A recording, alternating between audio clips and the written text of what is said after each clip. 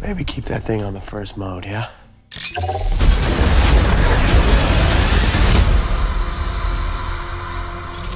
Kin, basically a movie about a boy and his brother running away from trouble while also constantly finding it. The setup is pretty simple. It's obviously the kid finds like a super advanced ray gun, and he and his brother have to get away and go on the run because his brother is mixed up in some criminals. So they're sort of on like a road trip together. Right. And because the younger kid who finds the gun is adopted, these two brothers have to kind of learn to be a family. Yeah, and the brother's been in jail for years, so there's some separation there as well. Exactly, yeah. I know I've been away for a long time, but I want to make sure that you know that you're important to me. I wasn't expecting much of anything going into this. Apparently this movie's not getting very good reviews, but I thought this was quite good. I was worried that this was going to try and be the next big family-oriented sort of sci-fi franchise. Like E.T. except with a gun instead of an alien. Yeah, but it really, really isn't. The movie is a very low-key sci-fi film. It is kind of, I wouldn't say dark, but there's some grit to the movie. It's not, you know, over the top and funny and actiony. There's some lighthearted moments, but overall, it's not a feel-good film. James Franco has a really, really terrific screen presence here as the bad guy who's chasing after the main characters. I'm really glad to see him breaking away more from the sort of little corner that he had been painted into for a while there. Yeah. Like where he was just sort of a goofball and everything. The kid was also great. Oh, the kid was great. Myles Truitt. He did a really, really good job. This is the sort of movie that can live or die on the performance of the main child actor. For sure. And this movie definitely lived.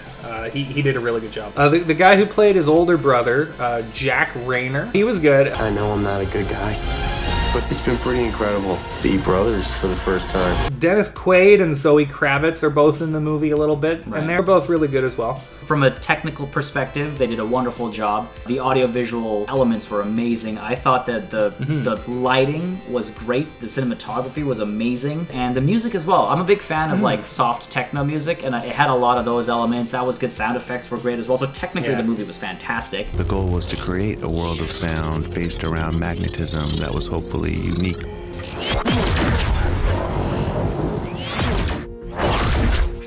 The weakness of this film was in its writing.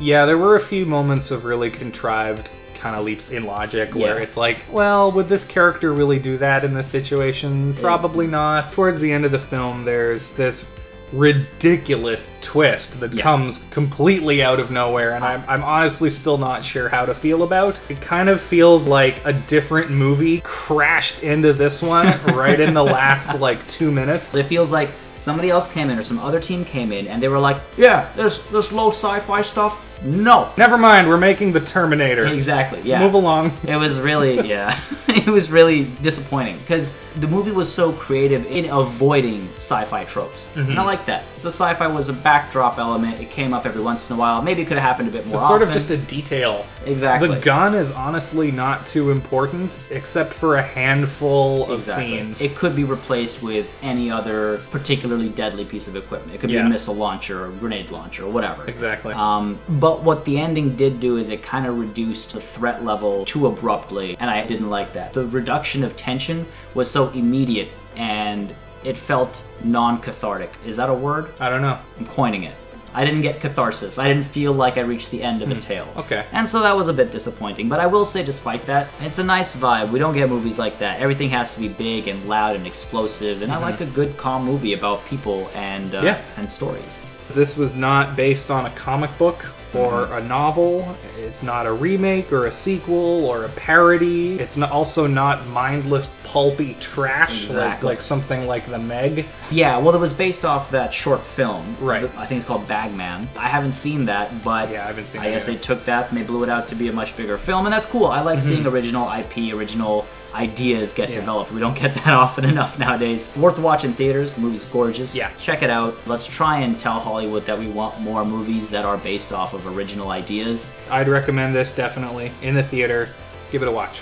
Thanks very much for watching Bull Session. If you enjoyed this video, please hit the thumbs up button and subscribe if you're new. Leave a comment down below letting us know what you thought of Kin if you saw it. Some other videos up here on the screen you could check out if you would like to do that. Thanks very much once again for watching, and take care.